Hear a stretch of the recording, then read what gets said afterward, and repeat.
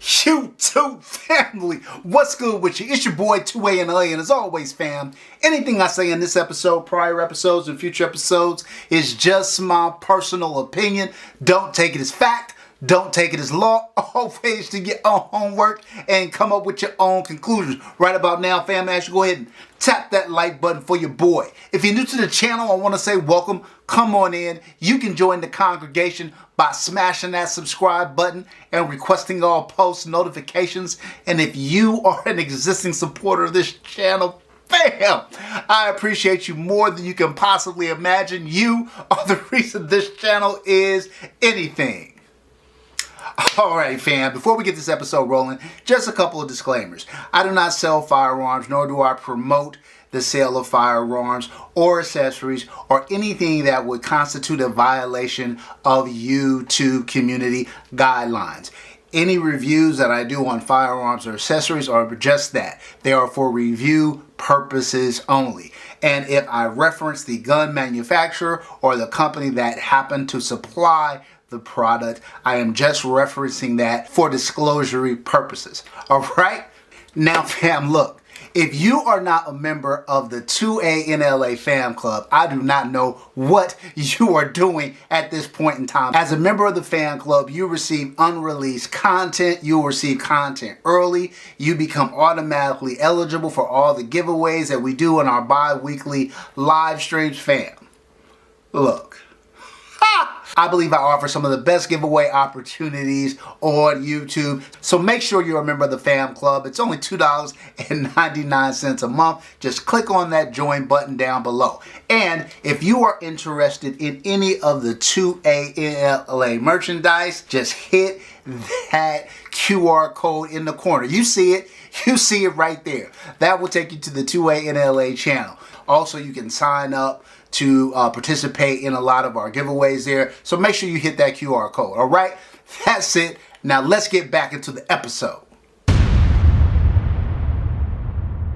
All right, fam, let's get this episode rolling. So look, this is a good one, fam. This is a good one, and it's a good one specifically for me. Look, I always like to disclose if I have any biases up front, and generally speaking, I don't. I think I'm uniquely qualified to review 2011s because I own so many. I don't have an allegiance to any one manufacturer. I don't have any allegiance to one specific guns. I am very friendly with, people like Don at Venom Customs, Pat at Rafferty, Chris James at Combat Precision, Adam at Atlas Gunworks, and other guys, the guys at Ray City Fan. I'm friendly with a lot of people in the industry. I guess the difference is I became friendly with them after I shot their guns. I wasn't like, oh, let me shoot you, let me get your gun. No, I paid my own hard-earned money, full price for all of their firearms, and so I rated them based on my experience with the gun, and as a result of that, I got to know all of these people better. This is a little different because this gun, unlike probably any of the other guns before, I'm rooting for. I have a vested interest because I consider the manufacturer of this gun a friend. And so I want his gun to do well. That said, knowing him, he would not want me to pull any punches. He would want me to tell you like it is. I think he's proud of what he's done, and I think he wants the gun to stand on its own 2 feet. So while I will do that and I will give you an honest and a frank review, I am pulling for this gun. And of course, the individual I'm talking about and the gun I'm talking about are the Skip's Guns Omen, the SGZ Omen. So Skip sent this out to the channel for review. Shout out to Skip. This is a prototype gun. Skip told me, hey, Put as many rounds through it as you want, my friend. Go hog wild. And look, fam, there's been a lot, and I mean a lot, of new 2011s coming to the market. Some would argue too many. Some would argue that the market is oversaturated, and do we even need another 2011 at this point? But Skip is passionate about what he does. And I should also reference that while this is a new venture for Skip, Skip has been doing aftermarket work in the 2011 space and beyond now for years. Skip has worked on a lot of my guns. He's worked on my Phoenix Trinity H-Tac. He's worked on my Staccato C2 and my Staccato P. He's worked on my XP, my Fusion Firearms XP Pro, and others. Skip has probably done 5 or 6 guns for me, all to perfection in my book. And I've referred people to Skip who have used him, and they have nothing but rave reviews for him as well. Now, there are some people out there who, you know, bash Skip on the internet and his work on the internet. I've never known a guy who doesn't acknowledge. To me, we're all going to make mistakes, right? Nobody's perfect. But the question is, do you step up, right? If you make a mistake, do you own it? And do you, you know, make every effort to make good on your promises, right? And so as long as I've known Skip, that has been his method of operation. And so I appreciate that about him. And so enough about Skip. Let's get into the Omen. Okay, fam, so I'll go ahead and I'll put the stats up there, but essentially what you're looking at is a 4 1/4 slide and bull barrel. You got RMR direct mount optic cut. There's no iron sights on the gun, which is fine by me, because this is not a carry. Oh, you know, it's a 4 1/4. Some people might carry it. For me, I wouldn't be looking to carry it. This would be a range gun, maybe a competition gun for me. It's got that plague comp on the gun. It's got a 60-degree crown. You got a steel slide and frame. Steel one-piece trigger with bow. Aluminum grip module. Steel grip safety. Steel mainspring housing and magwell. Toolless guide rod. 8-pound recoil spring. It is DLC coated, and it comes with 2 17-round Atlas magazines. So that's the specs on the gun. Let's dive into the review. If you haven't seen a 2A NLA review, pretty simple. 0, worst possible gun in the history of the world. 100, best possible history of the gun in the world.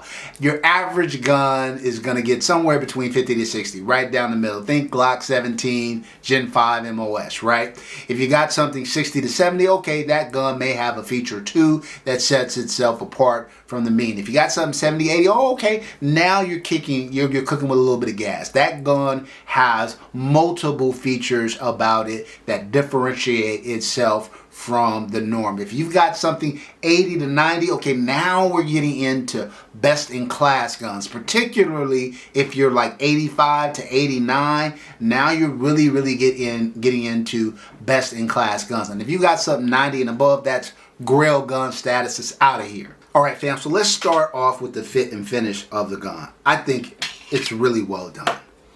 Really well done. Like I said, steel slide, steel frame, aluminum grip.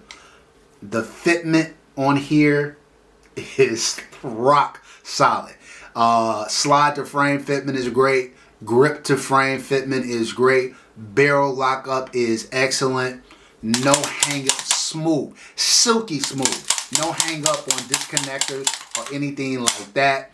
I put a post out on Reddit about this gun, mainly about the aesthetic. I wanted to get people's interpretation, like what was their visceral response to the overall aesthetic of the gun. And that's kind of more along the lines of flex, and we'll get to that.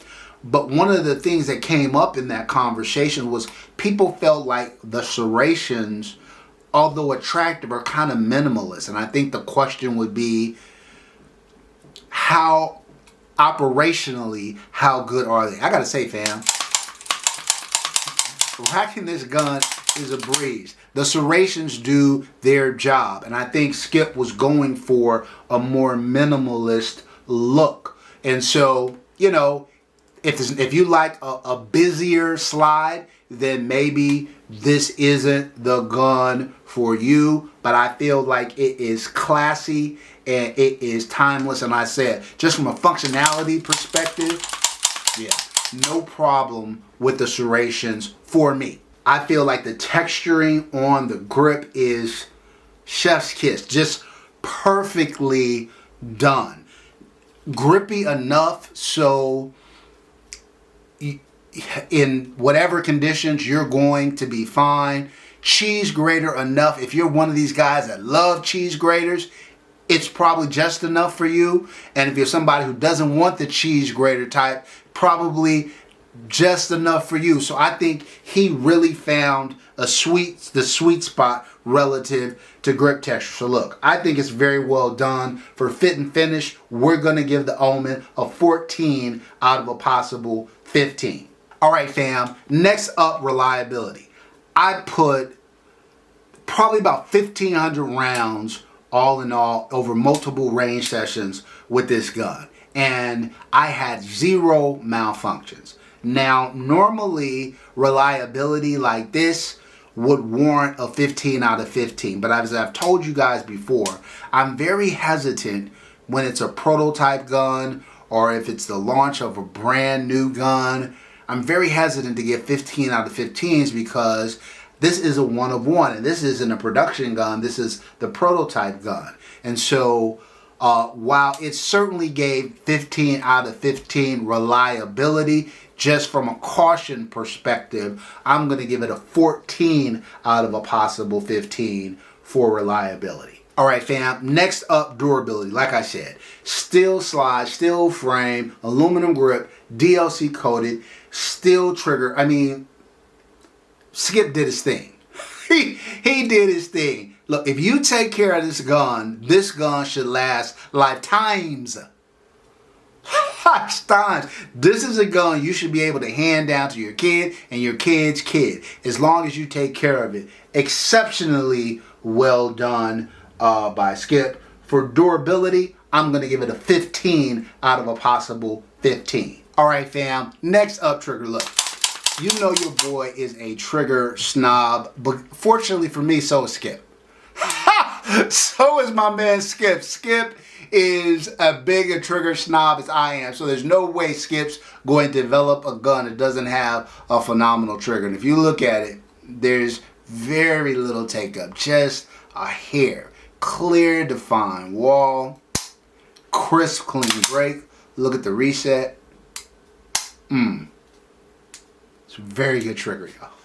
Very, very, very good trigger. Is it infinity? No, but I haven't found a trigger as good as infinity. But it is very, very, very well done. For trigger, we're going to give it a 14 out of a possible 15. All right, fam. Next up, accuracy. Shot the gun from 7 yards, 12 yards, 20 yards, 25 yards. Obviously, groups opened up a bit, and I'm doing this unassisted, but I found the groupings to be very, very tight. It is as accurate as any of the other 4 1/4 guns in my collection, and that's saying something when you've got Combat Precision M5s, Atlas Gunworks, EOS, and the like in my collection. So I found this to be very, very accurate. I think the trigger, the balance of the gun, that plague port up top right there, that big port, it just keeps the gun flat. It's easy to keep it on target. And when I talk about accuracy too, I'm just not talking about groupings. I'm talking about the shootability of the gun, right? Like when you start, it's one thing to be at an indoor range, have the gun, have your target, 10 yards out, and you're doing singular trigger pulls every 2 seconds or whatever the case may be. That's different than rapid firing, shooting on the move, shooting when you have an accelerated heart rate. How easy is it to keep the gun accurate in those situations? I found for a 4 1/4 hard to beat this one in terms of accuracy. So for accuracy, we're going to go ahead and we're going to give it a 9 out of a possible 10. Next up, ergonomics. Again, I am not a big 4 1/4 guy. I love 5-inch guns. I really enjoy 4.5 and 4.6 inches. 4 1/4 is kind of that funky size for me. A lot of guys swear by the 4 1/4 commanders. And I get it. I really, really do. But I feel like 4 1/4 is probably still a little bit too big for me personally to want to carry, especially the weight on a 2011. And I feel like it's not as optimal as a 4.6 or as accurate as a 5. But I gotta say, it's very, very well done. The grip and the texture on this grip is amazing.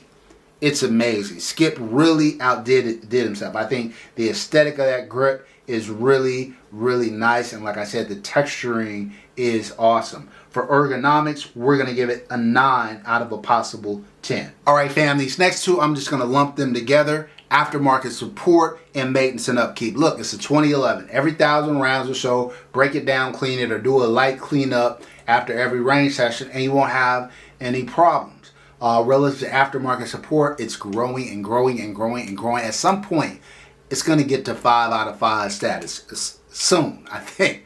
But for right now, we're going to go ahead and we're going to give this gun a 4 out of a possible 5 for aftermarket support, 4 out of a possible 5 for maintenance and upkeep. All right, fam. Next up, affordability. I will put the MSRP up there, and some may vary depending on which version of the gun that you get. I know Skip is planning some future drops of the gun, some and may offer some different colorways and whatnot, so be cognizant of that. But I'll put it up there as kind of the price.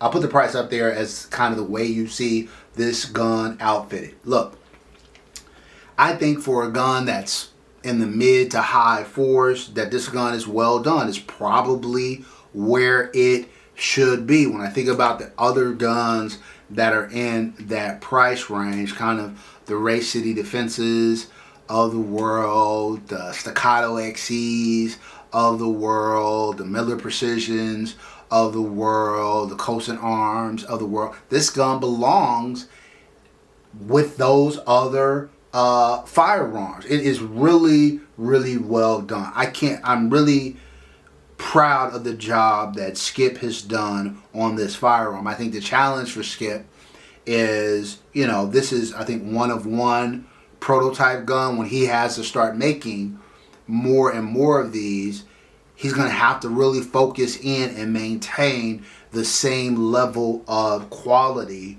on each individual firearms as the one he's done here. So affordability, though, in the mid to high 4s, it's not cheap, right? It's a pretty penny. So for affordability, we're only going to give the gun 3 out of a possible 5.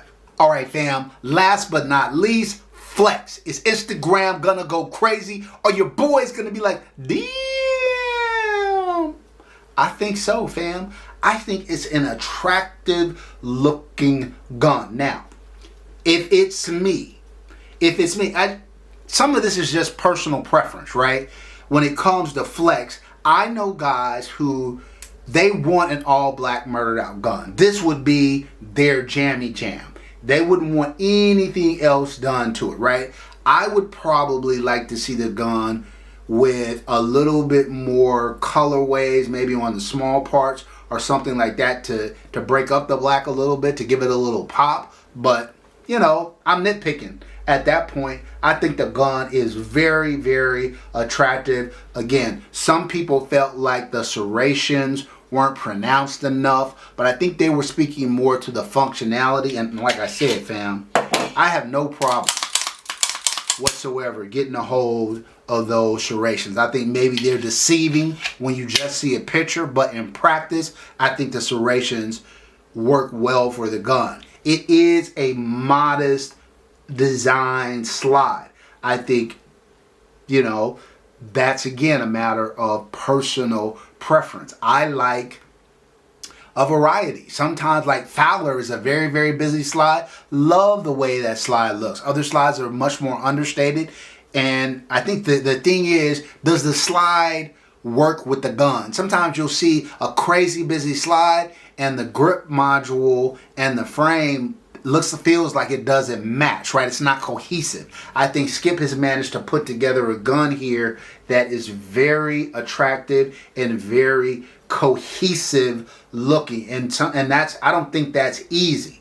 I don't think that's easy to do, because I see a lot of people getting it wrong. Now, does he have like a lot of like fancy slide cuts and exposed barrel? And no, that's not what this gun is. Certainly nothing to prevent you from doing that if you so choose once you buy it. But I like the design. I think it's flexy. For flex, we're going to give it a 3 out of a possible 5. All right, fam. So if you add all of that up, you get a whopping 89 out of a possible 100 for the SGZ Omen. Fam, I gotta say, bravo.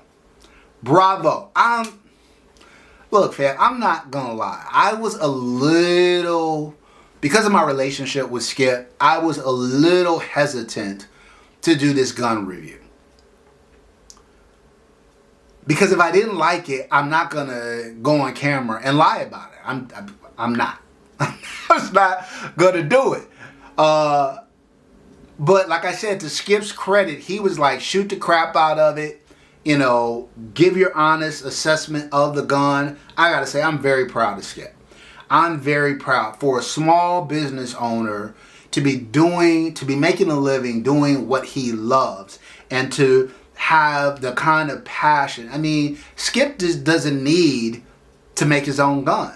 You know, he doesn't need to make his own gun. He did it because he's passionate about the platform. And I think when you look at the quality and the machining and the finish and the components that are used, he could have cheaped out in a lot of different ways on this gun. And he didn't. He didn't. From the crowning of the barrel to his choice in parts, I think it's just exceptionally well done for a first time, for all intents and purposes, gun maker. So shout out to Skip. Great job with the Omen. 89 out of a possible 100. Just one away from Grail gun status. Look, just give my boy some time. Just give him some time, and I'm sure he'll find his way with an SGZ gun that hits Grail gun status on the 2A NLA scale. All right, that's it for this episode, fam. Until next time, as always, take care of one another, and peace.